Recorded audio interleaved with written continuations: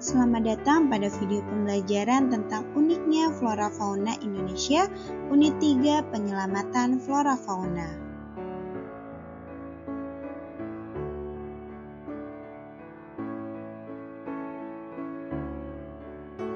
Flora fauna langka makin punah. Keadaan flora dan fauna di Indonesia dari tahun ke tahun semakin menyusut. Hal ini disebabkan karena pertumbuhan penduduk yang begitu cepat. Manusia cenderung memanfaatkan flora dan fauna tanpa kendali demi untuk pemuasan kebutuhan hidupnya. Pembangunan pemukiman yang mengurangi lahan komunitas flora fauna serta pengembangan industri yang merusak lingkungan tentu akan merusak habitat alam. Contoh, orang menebang pohon di hutan tanpa perhitungan, akibatnya banyak hutan menjadi gundul atau rusak. Padahal hutan adalah habitat flora dan fauna, termasuk flora fauna yang dilindungi. Semakin berkurangnya flora dan fauna Indonesia tidak terlepas dari sikap masyarakat yang tidak peduli akan kelestarian lingkungan.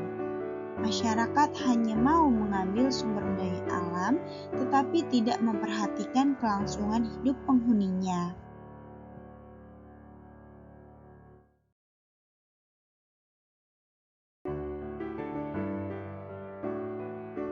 Satu, flora langka. Berbagai jenis tanaman langka pada kenyataannya adalah tanaman-tanaman yang memiliki harga jual mahal, kegunaan yang sangat bermanfaat, dan diburu oleh kolektor. Bagaimana jadinya jika tanaman-tanaman yang memiliki kebermanfaatan tinggi tersebut habis atau punah dari muka bumi? Apakah kita sanggup untuk menumbuhkannya kembali?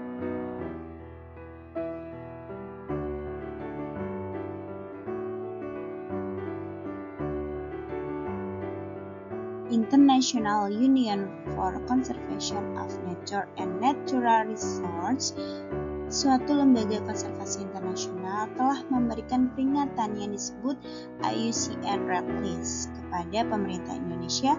Sebanyak 1.252 jenis tumbuhan Indonesia masuk dalam daftar merah sebagai jenis flora yang akan punah.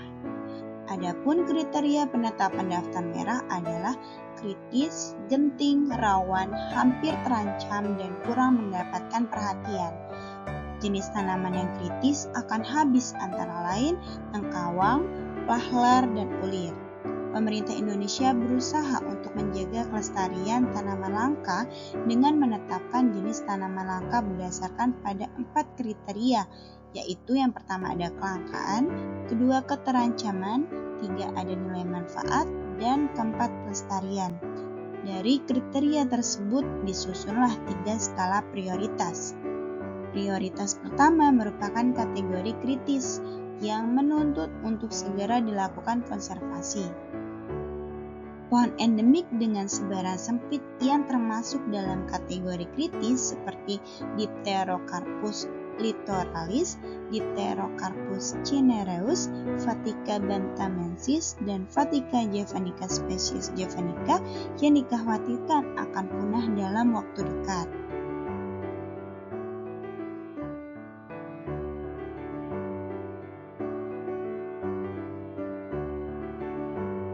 Dipterocarpus litoralis atau di tempat asalnya dikenal dengan nama pohon pelahar merupakan spesies endemik yang hingga saat ini diketahui hanya tumbuh alami di Pulau Nusa Kambangan dan belum bisa dikembangkan di tempat lain.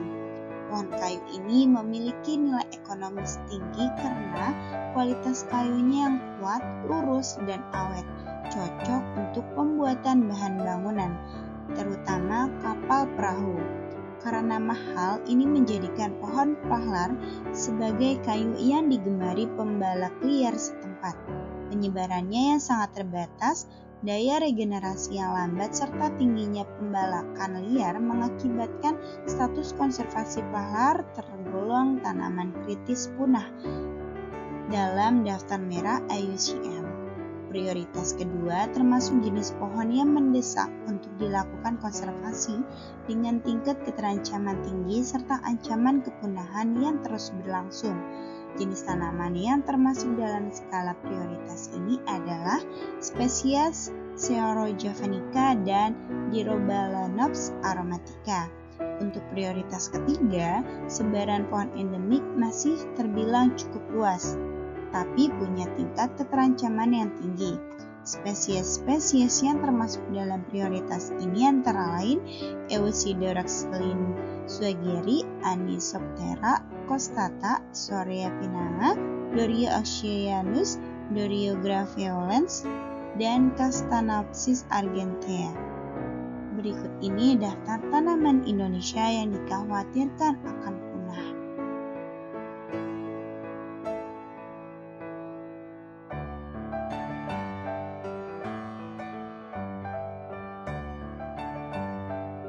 Beberapa tanaman langka Indonesia yang harus dilestarikan. Pertama ada tengkawang dari daerah Kalimantan, cilutung dari daerah Kalimantan, anggrek tebu dari Sumatera, Rafflesia arnoldi dari Bengkulu, kemudian ada cendana dari Nusa Tenggara, ada sarang semut dari Papua, buah merah dari Papua, Kokoleseran itu dari daerah Taman Nasional Ujung Kulon Banten, Purwacing dari daerah dataran tinggi Dieng Jawa Tengah, dan ada damar dari daerah Kalimantan.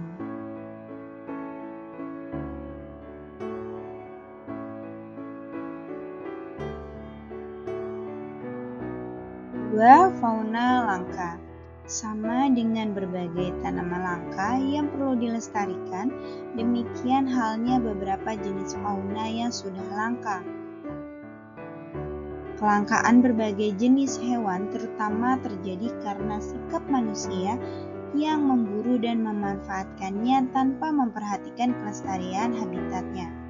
Jika perburuan hewan langka terus berlangsung tanpa ada sanksi yang tegas dari pemerintah, maka tidak hayal kalau hewan langka itu pun menjadi punah. Sebagai contoh, saat ini harimau Sumatera populasinya diperkirakan kurang dari 400 ekor, dan setiap bulannya tidak kurang 14 ekor mati terbunuh oleh pemburu yang hanya ingin memperoleh keuntungan dari penjualan hewan buruannya. Memang kulit harimau bisa dijual dengan harga yang mahal untuk dijadikan hiasan rumah. Tapi jika ini dibiarkan, maka harimau itu hanya tinggal cerita bagi anak cucu kita. Belum satwa-satwa lainnya yang juga semakin punah karena ulah pemburu yang serakah.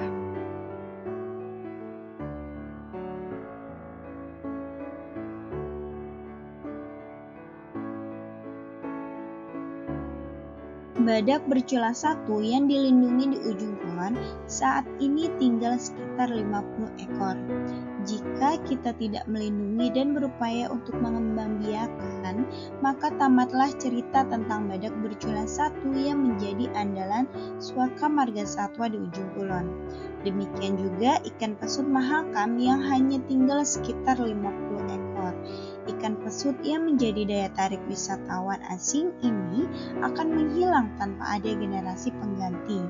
Akibatnya, wisata menyaksikan pesut mahakam pun tidak ada lagi. Jika saat ini Indonesia masih memiliki hewan yang masuk dalam 7 keajaiban dunia, yaitu kadal raksasa atau komodo, akan bertahan berapa lama jika kita tidak menjaga kelestariannya? Wisatawan tidak akan berkunjung lagi ke Pulau Komodo karena sudah tidak ada lagi hewan purba yang berjuluk kadal raksasa tersebut. Berikut ini daftar hewan Indonesia yang dikhawatirkan akan punah.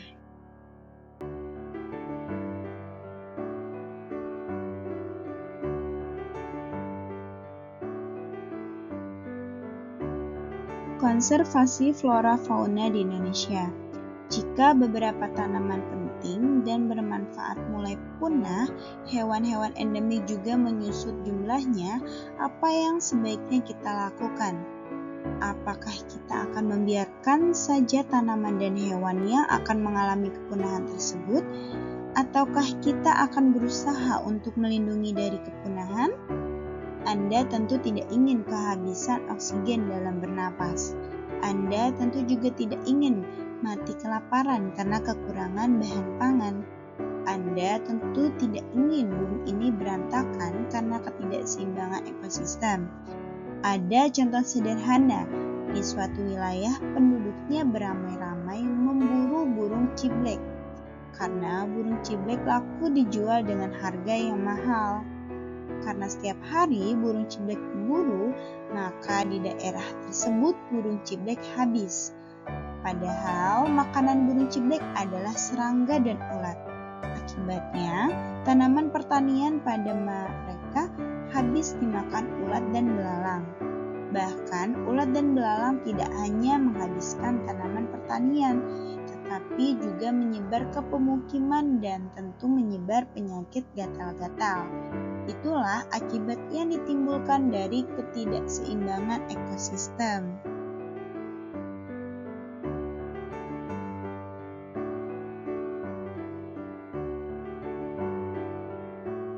Untuk menjaga kelestarian flora dan fauna, perlu diusahakan adanya konservasi. Apa itu konservasi? Secara harfiah, konservasi berarti pelestarian atau perlindungan.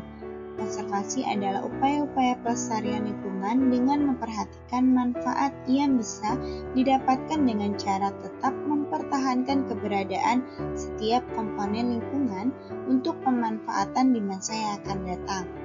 Konservasi flora dan fauna merupakan usaha untuk melestarikan tanaman dan hewan yang dianggap perlu untuk dilindungi dari kepunahan. Upaya pelestarian flora dititikberatkan pada pelestarian hutan, karena hutan lebih berkaitan dan bermanfaat pada kehidupan makhluk hidup di bumi ini.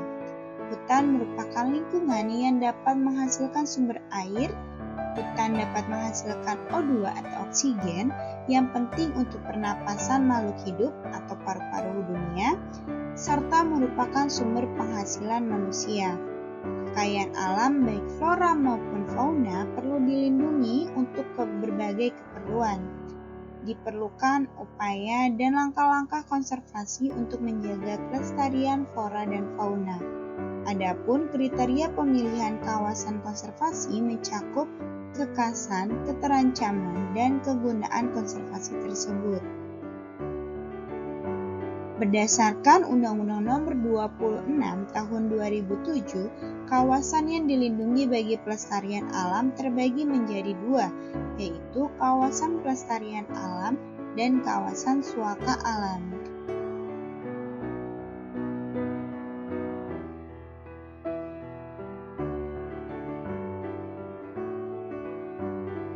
Satu, kawasan pelestarian alam. Kawasan pelestarian alam yang dimaknai Undang-Undang Nomor 5 Tahun 1990 tentang konservasi sumber daya alam hayati dan ekosistemnya adalah kawasan dengan ciri khas tertentu baik darat maupun berada di perairan yang mempunyai fungsi perlindungan sistem penyangga kehidupan, pengawetan keanekaragaman jenis tumbuhan dan satwa, serta pemanfaatannya secara lestari sumber daya alam hayati dan ekosistemnya.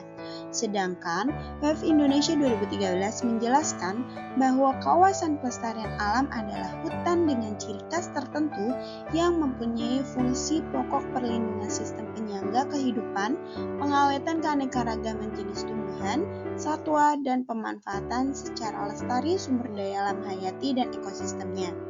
Disebutkan, hutan memiliki beberapa pengertian dan fungsi sesuai dengan jenis-jenisnya seperti hutan negara, hutan hak, hutan adat, hutan produksi, hutan lindung, hutan konservasi, kawasan hutan suaka alam, dan sebagainya.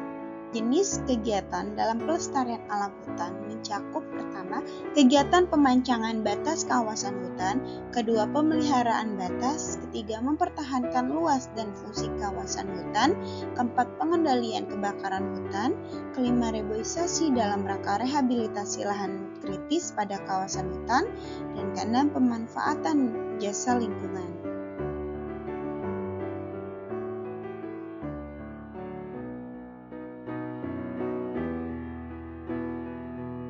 Kawasan pelestarian alam dapat dibedakan menjadi dua, yaitu Taman Nasional dan Taman Hutan Raya.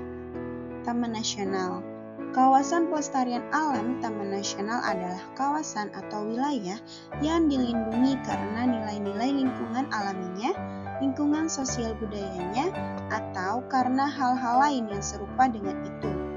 Jenis taman nasional ini antara lain adalah hutan lindung, yaitu kawasan hutan yang mempunyai fungsi pokok sebagai perlindungan sistem penyangga kehidupan untuk mengatur tata air, mencegah banjir, mengendalikan erosi, mencegah intrusi air laut, dan memelihara kesuburan tanah.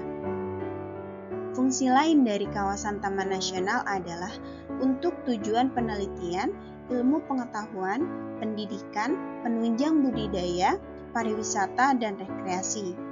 Contoh Taman Nasional Bali Barat. 2. Ada Taman Hutan Raya. Taman Hutan Raya merupakan suatu kawasan pelestarian alam dengan tujuan mengoleksi flora dan fauna yang alami ataupun bukan, jenis asli atau bukan asli, yang dimanfaatkan sebagai kepentingan umum sebagai tujuan penelitian, ilmu pengetahuan, dan pendidikan. Contoh Kebun Raya di Bogor.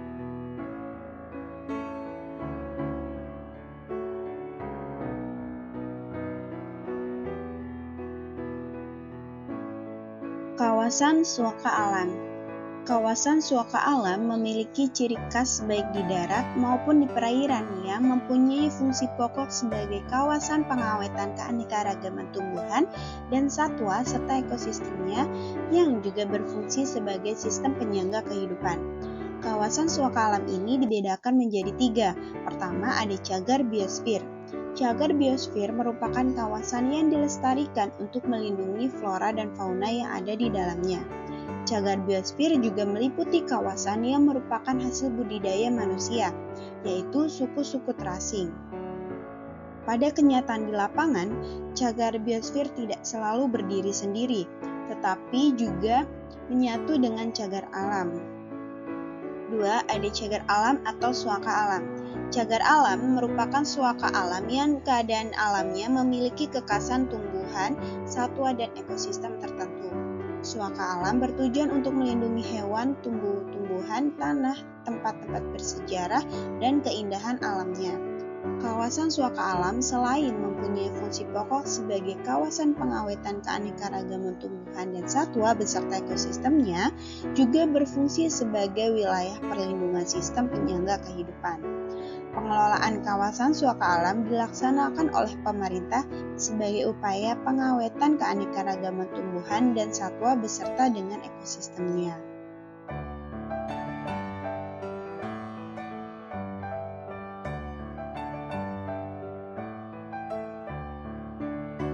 Adapun kriteria suatu kawasan ditetapkan sebagai cagar alam yaitu sebagai berikut. Pertama, memiliki keragaman baik tumbuhan maupun satwa. Dan kedua, memiliki kondisi alam baik biota maupun fisiknya yang masih asli atau belum tersentuh manusia. Cagar alam yang terkenal di Indonesia antara lain sebagai berikut. Pertama, cagar alam Pulau 2 di Jawa Barat. Di samping untuk melestarikan hutan, pulau ini juga digunakan untuk melindungi berjenis-jenis burung laut. Oleh karena itu, tempat ini terkenal dengan sebutan Kerajaan Burung. 2. Cagar alam Cibodas di kaki Gunung Gede, Jawa Barat, merupakan cadangan hutan di daerah basah.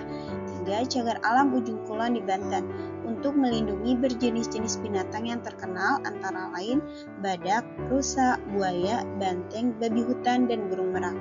4. Ada cagar alam Penanjung Pangandaran di Jawa Barat. Tempat ini selain untuk melestarikan hutan, juga merupakan tempat untuk melindungi hutan banteng dan babi rusa. 5. Ada cagar alam Arjono Lalijiwa di Jawa Timur.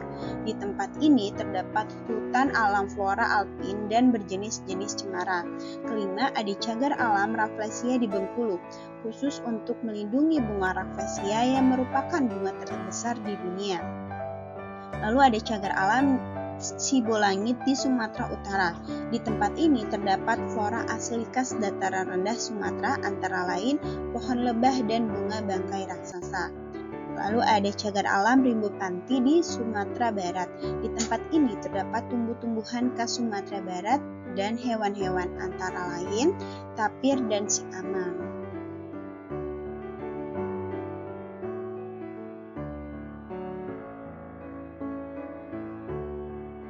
Yang ketiga ada Suaka Marga Satwa. Suaka Marga Satwa adalah kawasan suaka alam yang ditetapkan untuk melindungi satwa tertentu dan habitatnya.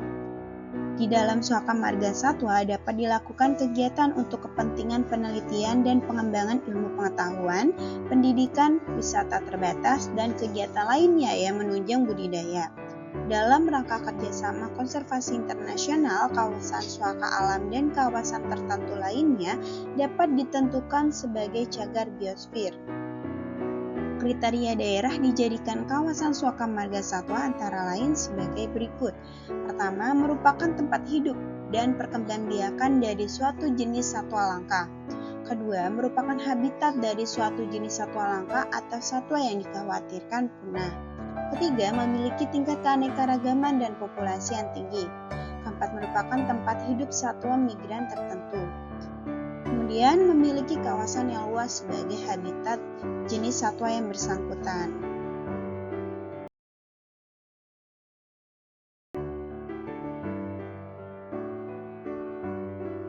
Berikut ini beberapa Suaka Marga Satwa yang sudah kita miliki. Pertama ada Suaka Marga Satwa Gunung Leuser di Aceh, merupakan Suaka Marga Satwa terbesar di Indonesia. Hewan-hewan yang mendapat perlindungan di tempat ini antara lain gajah, badak Sumatera, orangutan, tapir, harimau, kambing hutan, rusa, dan burung. Suaka Marga Satwa Waikambas di Sumatera Selatan adalah tempat untuk melindungi tapir, badak, kerbau liar, harimau Sumatera, gajah, dan rusa. Suaka Marga Satwa Baluran di Jawa Timur adalah tempat untuk melindungi badak, banteng, kerbau air, kijang, anjing hutan, dan burung merak. Kemudian Suaka Marga Satwa Pulau Komodo di Nusa Tenggara Timur terutama untuk melindungi biawak komodo. Satwa-satwa lain yang dilindungi di tempat ini adalah burung kakatua, ayam hutan, kerbau liar, babi hutan, dan rusa. Kelima, Suaka Marga Satwa Pulau Mojo di Sulawesi untuk melindungi burung kakatua, ayam hutan, sapi liar, babi hutan, dan rusa. Suaka Marga Satwa Kutai di Kalimantan Timur untuk melindungi babi hutan, banteng, orangutan, dan kanau. 7. Suaka Marga Satwa Pulau Moyo di Sumbawa untuk melindungi babi hutan, rusa, sapi liar, burung kakatua, dan ayam hutan.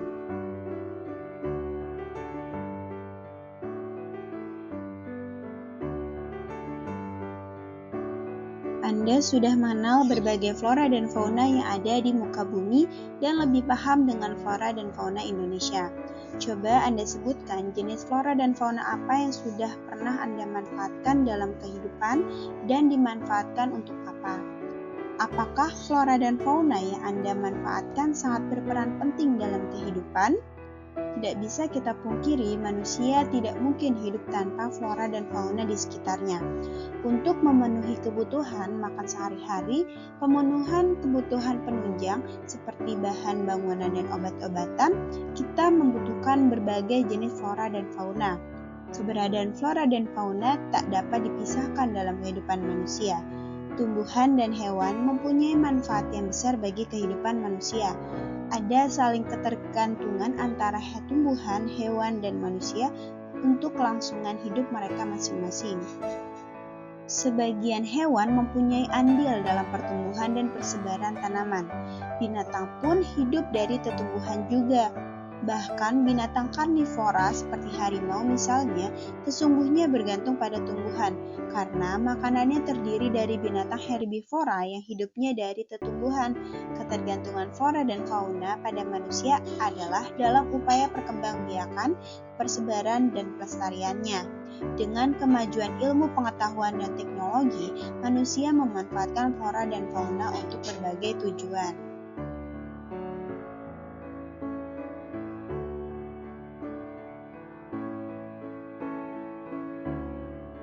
Pemanfaatan flora dan fauna oleh manusia antara lain sebagai berikut. Pertama, untuk bahan pangan. Manusia membutuhkan bahan pangan dari tumbuh-tumbuhan dan hewan untuk keperluan tubuhnya agar tetap hidup dan sehat. Oleh sebab itu, beberapa jenis tumbuhan dan hewan tertentu dikonsumsi oleh manusia. 2. Untuk tempat pendidikan. Suaka Marga Satwa dan Cagar Alam merupakan tempat yang sangat ideal untuk tujuan pendidikan dan penelitian karena keadaan alamnya mempunyai kekhasan jenis-jenis tumbuhan, hewan, dan ekosistemnya. 3. Pariwisata atau sarana rekreasi. Keanekaragaman flora dan fauna digunakan pula untuk tujuan rekreasi sehingga dapat menghasilkan devisa bagi pemerintah. Contohnya, Kebun Raya Bogor dan Kebun Raya Cibodas di Jawa Barat, Pulau Komodo di Pulau Komodo, Tanjung Puting di Kalimantan, dan Ujung Kulon di Jawa Barat dijadikan tempat wisata dan banyak diminati oleh turis domestik dan luar negeri. Apakah di daerah Anda ada cagar alam atau suaka marga satwa yang dijadikan tempat wisata? Pernahkah Anda mengunjunginya? Dan manfaat apa yang Anda peroleh di sana?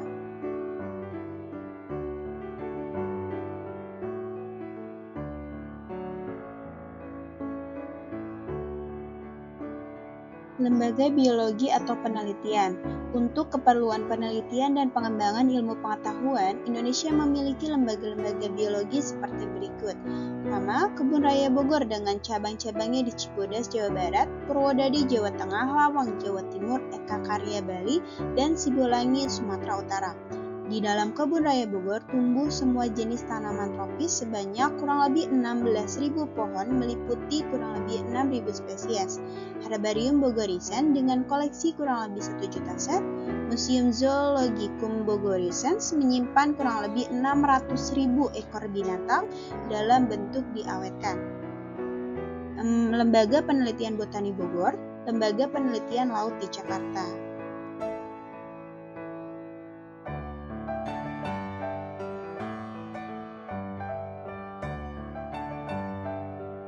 Terima kasih telah menyimak video pembelajaran tentang uniknya flora fauna Indonesia, Unit 3 Penyelamatan Flora Fauna. Semoga bermanfaat. Wassalamualaikum warahmatullahi wabarakatuh.